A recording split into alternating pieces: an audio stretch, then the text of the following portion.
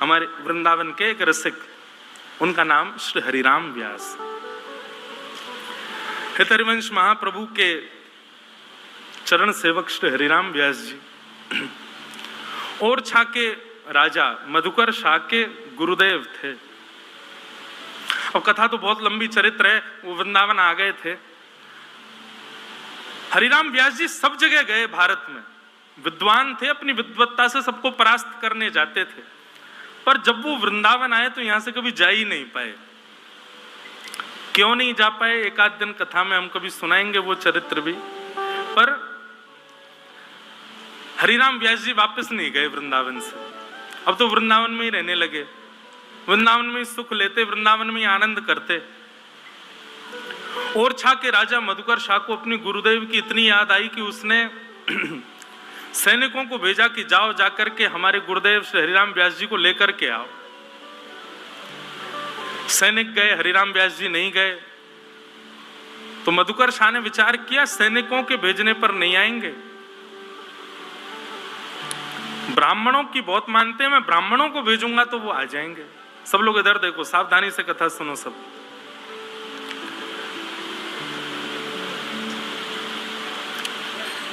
ब्राह्मण गए, ब्राह्मण आए, ब्राह्मणों का खूब सत्कार किया हरिराम व्यास जी ने, अपने आसपास बिठाया। ब्राह्मणों ने निवेदन किया, बोले व्यास जी चलो वृंदावन से चलो। जैसे कोई वृंदावन से जाने की बात करता ना, तो हरिराम व्यास जी ये सोचते आज मुझसे अपराध क्या हुआ जो मुझसे किसी ने वृंदावन त्यागने की बात करी है। सोचो, स्थिति विचार करो हरिराम व्यास जी की। अच्छा, अगर कई लोगों के चित्त में ये भाव आ रही हो कि भाई ये व्यास जी कहीं ना कहीं ठाकुर जी से ज्यादा वृंदावन यश की महिमा गा रहे हैं, तो आप लोगों के मन में ये भेद आना एक दुर्भाग्यपूर्ण है कि आप वृंदावन को ठाकुर जी से विलग मानते। ये बात आप निश्चित मान लीजिए कि वृंदावन साक्षात श्यामा श्याम का मिलित स्वरूप ही है, ये कोई अलग नहीं है।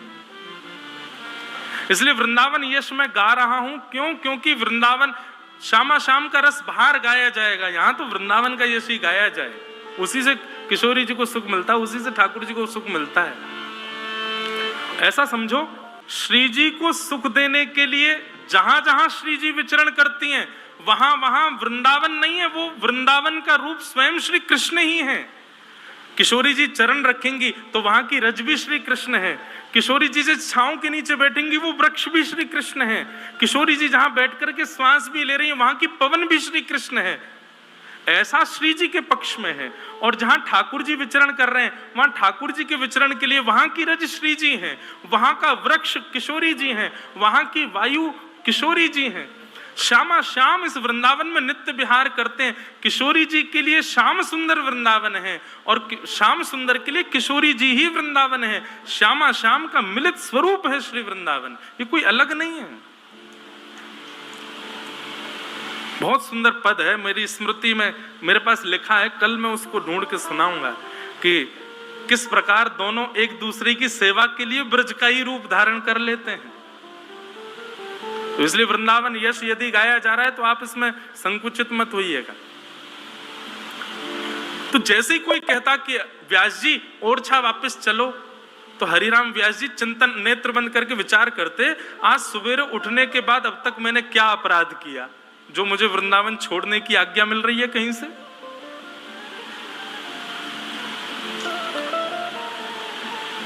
दुनिया भर की बातें हरिराम व्यास जी से कर लो तब तक कोई दिक्कत नहीं, लेकिन जरा सा कोई कह देता कि ओरछा के राजा मधुकर शाह जी आपको बहुत याद करते हैं, आप ओरछा कब जाओगे? हरिराम व्यास जी के नेत्रों से आंसू आ जाते। हे श्याम सुंदर, हे श्री जी, मैंने क्या अपराध कर दिया जो मुझे वृंदावन त्यागने की कहीं से बात सुनने को मिल रही है? ऐसी स्थिति हो जाती। निकल पड़ते वृंदावन की परिक्रमा में, और परिक्रमा में जो मिलता सबसे क्षमा मांगते, मुझे क्षमा कर दो, मुझसे कोई अपराध हो गया है जो मुझे वृंदावन त्यागने की आज्ञा हो रही है। ऐसी स्थिति थी श्री हरिराम व्यास जी की।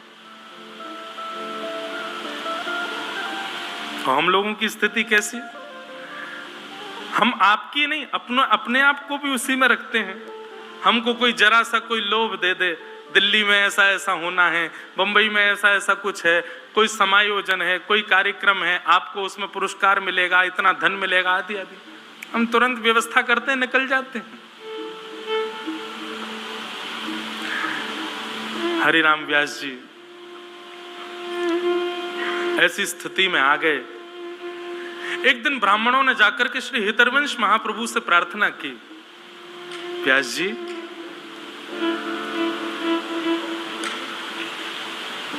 हमारे कहने पर तो हरिराम व्यास जी नहीं जाएंगे, पर आप आज्ञा कर दो, आप उनके गुरु हैं, कि वो ओरछा चलें। महाप्रभु जी बोले, भैया वृंदावन से उनको भेजना क्यों चाहते हो? तुम जानते हो वृंदावन से निकलने की बात भी कोई कह दे तो हरिराम व्यास जी परिक्रमा में चले जाते हैं, ऐसी स्थिति उनकी हो जाती है। ब्राह्मणों ने कहा, भगवान एक बात बताइए, हरिराम व्यास जी वृंदावन में रहेंगे, वृंदावन में सबका कल्याण हो चुका है क्योंकि वो वृंदावन रह रहे हैं, यहां पर हरिराम व्यास जी के रुकने से कितने लोगों का दुर्भाग्य हो रहा है कि वो वृंदावन रस से वंचित हैं। हरिराम व्यास जी ओरछा जाएंगे, यश गाएंगे तो कितने लोगों का कल्याण होगा। आप इस बात को विचार कीजिए ना।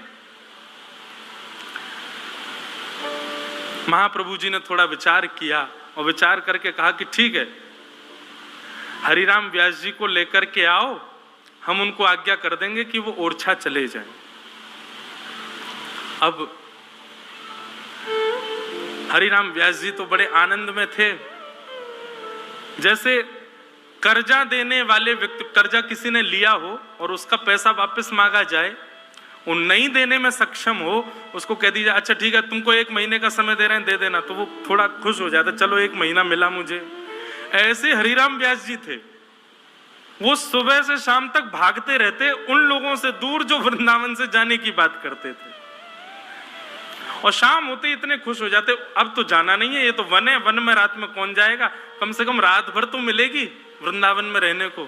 सुबह होते ही हरिराम व्यास जी की फिर चिंता शुरू होती, अब मुझसे कोई कह ना दे कि तुम ओरछा चले जाओ। हरिराम व्यास जी बड़े प्रसन्न थे। शाम हो गई थी, सूर्य अस्त हो गया था। हरिराम व्यास जी बोले चलो बढ़िया, अब 1 रात और मिल गई रहने को। तभी किसी ने जाकर के कहा, व्यास जी गुरुदेव श्री हितरवंश महाप्रभु आपको राधा वल्लभ लाल जी के मंदिर में बुला रहे हैं। हरिराम व्यास जी बड़े खुश हो गए, बोले गुरुदेव मुझे बुला रहे हैं? बोले हाँ। अरे चलो चलो चलो। तभी किसी ने संकेत किया, बोले लेकिन व्यास जी हम बता दें क्यों बुला रहे हैं? बोले क्यों? बोले आप किसी की भी बात मान करके ओरछा नहीं जा रहे हो, अब स्वयं श्री हितरवंश महाप्रभु आपको आज्ञा करने वाले हैं कि आप ओरछा चले जाओ, क्योंकि उनकी बात आप टाल नहीं सकते। ये बात सुनते ही टूट गए श्री हरिराम व्यास, क्योंकि गुरुदेव की आज्ञा की अवहेलना मैं नहीं कर सकता। लता पत्र वृक्षों से लिपट करके रोने लगे, बोले अब तो मुझे जाना ही पड़ेगा, गुरुदेव कहने वाले हैं।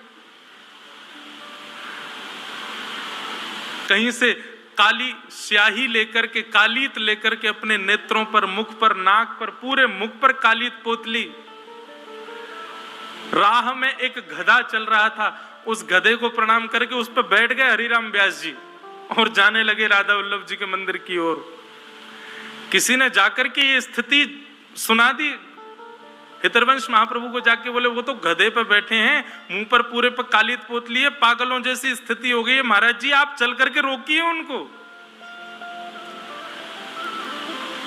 दौड़ करके गए महाप्रभु जी और जाकर के हरिराम व्यास जी को उतारा, मुख धोया, बोले क्या कर रहे हो, गधे पे घूम रहे हो, मुंह पे कालीत पोत के, ये क्यों कर रहे हो इस प्रकार का व्यवहार? हरिराम व्यास जी कहते हैं वृंदावन जिसको छोड़ना पड़े उसकी स्थिति यही होनी चाहिए, मुंह पे कालीत पोत ले, गधे पे बैठ के घूमे, उसका कितना बड़ा दुर्भाग्य कि श्री जी उसको अपना नहीं रही है। महाराज मेरी तो स्थिति यही हो रही है, अब आप आज्ञा कर दीजिए मैं अभी चला जाऊंगा, लेकिन माफ कीजिएगा मेरी स्थिति मैं आपको पहले ही बता दूं, आपकी आज्ञा मान करके मैं चला तो जाऊंगा, लेकिन अब मेरे वश में मेरे प्राण नहीं है। वृंदावन की सीमा जैसे ही समीप आएगी और वृंदावन की सीमा से एक पग बाहर जैसे ही मेरा तन रखेगा, प्राण वहीं निकल जाएंगे, क्योंकि अब प्राण वृंदावन के बगैर नहीं रह सकता।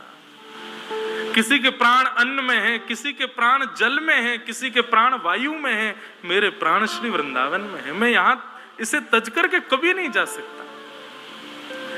हितरवंश महाप्रभु ने पत्र लिख करके ओरछा के राजा को कह दिया, बोले क्षमा करना राजन, अब हरिराम व्यास तो कभी ओरछा नहीं आएंगे, तुमको मिलना है तो तुम वृंदावन आ जाओ। वो वृंदावन नहीं त्याग।